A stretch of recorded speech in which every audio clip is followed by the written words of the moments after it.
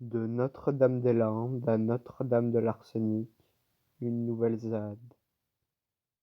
Bonjour camarades, je m'appelle Étienne, j'ai 24 ans et je viens d'assister à un campement d'autodéfense populaire qui aura eu lieu à Rouyn-Noranda. Deux villes qui, comme le nom composé le sous-entend, ont, à un moment donné de notre histoire récente, fusionné entre elles. Ville alors et à présent tournée vers l'industrie minière. C'est ici l'Eldorado de Glencore, une multinationale basée en Suisse. Dis donc, et qui, dans cette fameuse ville où l'espérance de vie est 5 ans plus basse que la moyenne, ailleurs au dit Québec, donne une seconde vie à des déchets miniers dont plus personne ne veut dans le monde, car, des fonderies comme celle-là, il n'y en a qu'une poignée à travers le globe. Avant que je ne poursuive, permets-moi ici de te dire qu'une entreprise, autant qu'un État ou des frontières, cela n'existe pas.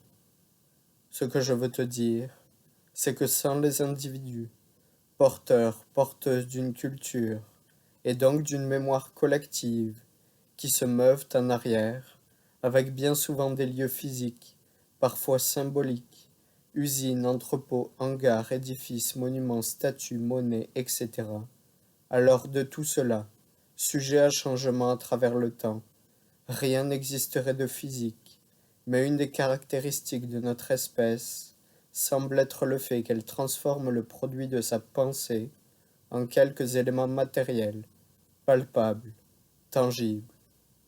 D'un point de vue sociologique ou anthropologique, l'organisation humaine diffère selon le nombre d'individus, c'est-à-dire qu'en deçà d'environ 200 membres d'une tribu quelconque d'hominidés, et en particulier Homo sapiens, celle que l'on peut prétendre le plus connaître, bien que cela soit plus que minime en cette ère. La culture n'est pas un élément essentiel, tant qu'il n'y a pas de barrière du langage entre ces différentes membres.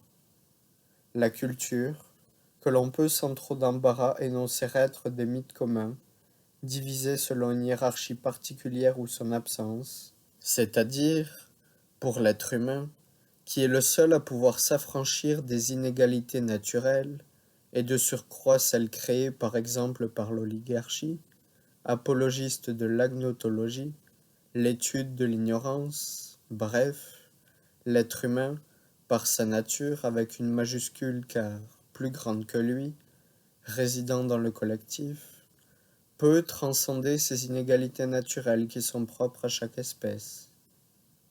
L'être humain a pour grande force son imagination, sa flexibilité et adaptabilité, sa persévérance, force de volonté d'accomplir ce qui traverse son esprit, son âme.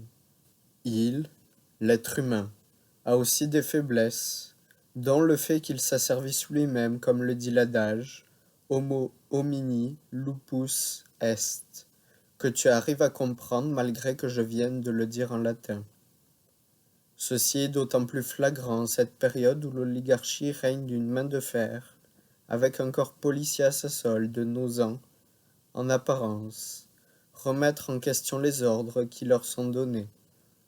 Je parle dans d'autres textes de la propagande qui a cours depuis 1917, sous une forme institutionnalisée, et depuis bien avant de manière informelle.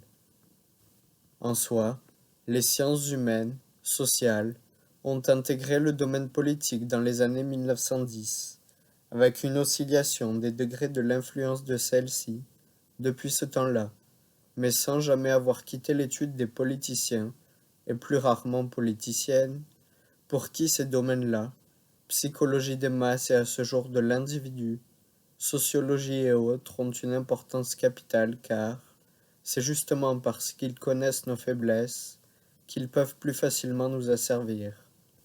Bref, pardonne mon souci de précision et d'intelligibilité. Je suis parti un peu loin.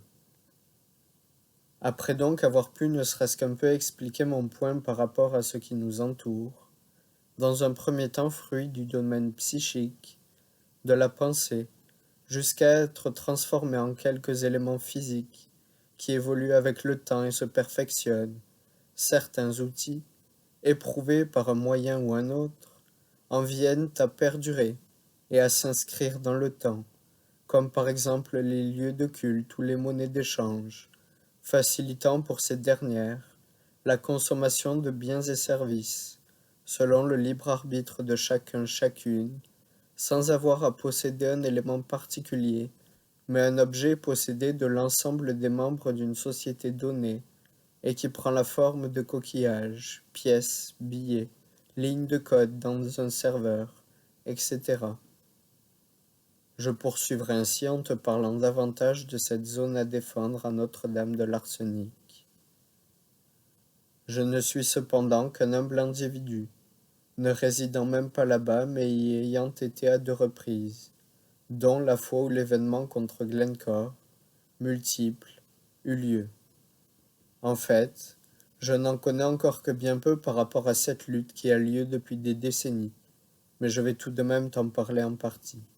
En 2000 Déjà en 2004, avant que Jean Charest ne recule, un rapport du ministère de l'Environnement et de la Santé publique prévoyait faire atteindre à la fonderie Orne un plafond de 10 nanogrammes d'arsenic par mètre cube, jusqu'à atteindre, après un échéancier non dévoilé, la norme de 3 nanogrammes. Cette année, en 2023, les habitants et habitantes de Rouyn-Noranda, et en particulier ceux du quartier Notre-Dame, auront gracieusement appris, en se réveillant en ce jeudi matin du 16 mars, un matin qui a priori s'annonçait comme les autres, qu'elles allaient devoir quitter leurs racines. C'est ici plus de 200 familles, environ 800 individus, qui restent dans l'incertitude la plus totale. Cette relocalisation, dont pour l'instant le flou s'immisce dans la chair de ceux-là à qui cela est cher, leur faisant vivre un stress incommensurable, reste un mystère pour bon nombre, ne sachant ni quand, ni comment, et elles seront relocalisées dans un endroit qu'on aura choisi pour eux. De surcroît, c'est le gouvernement, et par extension là, ou le contribuable, qui va devoir sortir les gros sous, près de 100 millions de dollars pour ne pas trop chiffonner la fonderie, qui agit en véritable délinquante et n'assume pas ses torts. Comme le soutient Alain Deneau, l'État et l'entreprise ne forment désormais plus qu'une seule et même entité dans ce monde néolibéral qui s'est imposé, suite à des manœuvres mesquines en Amérique du Sud au début des années 70, à échelle réduite puis globale. Il n'y a rien à espérer tant et aussi longtemps que cette fonderie sera gérée par de pareils truands, qui n'ont que faire des vies de la nature et qui partagent des intérêts communs avec l'État et ses décideurs, qui tentent maladroitement de nous rassurer quand leur hypocrisie transparaît à des années-lumière. En soi, l'avenir de la fonderie ne m'appartient pas. C'est aux habitants et habitantes de Rouyn-Noranda de décider, unanimement, de ce qu'il en ressort, et non à une poignée dont les intérêts divergent de la majorité. L'exercice de la démocratie directe fonctionne, et aura déjà été mis à l'épreuve. Il s'agit là de la seule façon de représenter les intérêts de toutes et tous, et par-dessus tout du collectif qui prime sur l'individualité. En fait, j'imagine une fonderie qui serait gérée démocratiquement par ses parties prenantes, œuvrant de manière non hiérarchique au sein d'une usine à la vocation écologique, dans une société moderne bourrée d'équipements électroniques. Il ne s'agit pas non plus pour moi de dire de quels objets nous devrions nous éloigner, ou au contraire nous rapprocher. Ce que je peux à tout le moins faire, c'est de te suggérer des éléments, que tu es par la suite libre de prendre en considération ou non, de soumettre à ta critique ou autre, mais jamais d'accepter bêtement mes propos sans les remettre en question. Un de mes objectifs avoués est de mener à bien une révolution avec des camarades de différents horizons. Je prône une diversité des genres, des moyens d'action, des aspirations, car cela prend de tout pour former un monde. Toutefois, ce mode de vie-là n'est plus acceptable. Nous ne sommes plus écoutés, et ce depuis des décennies, dans un système soi-disant démocratique. Il est temps de songer à de nouveaux moyens pour renverser le capitalisme de surveillance à la sauce néolibérale, et par le fait même atteindre nos fins, entre autres celle d'une société meilleure et l'atteinte du bonheur. Il nous faudrait penser et mettre en œuvre de nouvelles cultures, qu'il ne s'agit pas seulement de crier haut et fort, mais d'incarner. Un acte de bienveillance, de solidarité et d'entraide vaut 1000 discours. Sois le changement que tu souhaites voir advenir, comme on pourrait dire. Mais n'oublie pas que ce changement peut aussi bien être positif que négatif. Nous devrions à ce jour toutes et tous œuvrer pour le meilleur, pour que nos rêves se réalisent, et non que nous continuions à aller travailler pour le compte d'individus qui ne pensent le plus souvent qu'à leurs propres intérêts, qui elles jugent supérieurs à ceux du collectif. L'individualisme poussé à l'extrême, la cristallisation des opinions, la société mercantile et globalisée, la famine et les guerres qu'elle engendre et tutti quanti ne sont que des produits de la condition immédiate et ne sont en aucun cas immuables, figés dans le temps. Tout empire, un jour, finit par s'effondrer. Tout ici, dans cet univers-là, semble connaître un début et une fin. Ne soyons pas fatalistes. Demain sera probablement meilleur lorsque nous aurons récupéré nos moyens de production, nos droits, dont celui à la liberté, l'autodétermination ou encore la dignité. Dans un monde où la dystopie l'emporte, osons mettre de l'avant nos utopies, car il n'est pas trop tard et ne le sera jamais en soi. Rêvons, ma sœur, mon frère, simplement car cela nous est permis. Je ne pourrai malheureusement t'en dévoiler trop au niveau stratégique, mais si cela attire ton attention, attise une ou des réflexions, je t'invite à me contacter en privé. Sache simplement que j'envisage, avec des camarades, de perturber les activités de Glencore à Rouyn-Noranda. Cela peut prendre bien des formes. Bien peu est d'ores et déjà décidé au moment où je t'en parle, bien que des idées émergent. Mais il se pourrait qu'un matin, en te réveillant, comme en ce jeudi 16 mars 2023, l'ordre des choses soit bousculé, mais tu en seras avisé au préalable, étant avant tout humain et humaine. Voici donc un petit scénario que je te propose en exclusivité. Les événements qui y figureront ne sont que fictifs et ne peuvent en aucun cas incriminer quiconque de quoi que ce soit. Jour 1, 13 décembre 2023. Mon nom de code est Rose Noire. Je n'ai pas dormi la nuit, attendant impatiemment le convoi qui devrait arriver à l'aube. Quand elles seront là, que tous les préparatifs seront fin prêts, je pourrai enfin aller me reposer. Mais pas tant et aussi longtemps que je ne les aurai vus arriver aux abords du quartier et que nous serons enfin barricadés. Cela fait plusieurs mois que l'on planifie, ici à Rouyn-Noranda et ailleurs, ce blocage des activités de la fonderie, qui ne respecte toujours pas les demandes de la population de la ville. Nous avons déjà voté, en assemblée populaire, le 9 septembre de cette année, la reprise des activités de la fonderie par ses employés de manière autogérée, dès lors que ses dirigeants, et Glencore, auront déguerpi. Il est 3h42, dans la nuit du mardi 12 au mercredi 13 décembre 2023, et nous finalisons les derniers préparatifs. Dans une maison du quartier Notre-Dame de l'Arsenic, s'agissant pour nous, camarades de lutte, de préparer le nécessaire pour l'assemblée qui aura lieu plus tard dans la journée, à la nouvelle agora du peuple. D'autres camarades sont quant à eux le postés dans les bois, au bord d'un chemin de fer, et s'apprêtent à bloquer le premier train de la journée qui arrive à 7 heures à la fonderie, mais passe plus d'1 heure plus tôt à l'endroit où elle se trouve. Tout est déjà bien installé là-bas par l'équipe 22, regroupant plus de 100 individus, aux aguets depuis la veille au soir. Bien qu'il s'agisse en soi du premier jour de blocage, cela aura demandé un important travail en amont afin de décider quoi faire, quand et comment, sans jamais oublier le pourquoi. Cette lutte est pour moi et pour beaucoup naturelle. En fait, grand nombre de luttes sont reliées, et une convergence est en train de s'opérer ici, en ce moment. il ne faudrait pas déjà avoir un sentiment d'accomplissement, bien qu'aux dernières nouvelles, le convoi, qui arrive séparé en deux groupes, soit à moins d'une demi-heure de trajet. Tout cela n'en est qu'à ses débuts, bien qu'une lutte existe sur ce territoire depuis des décennies.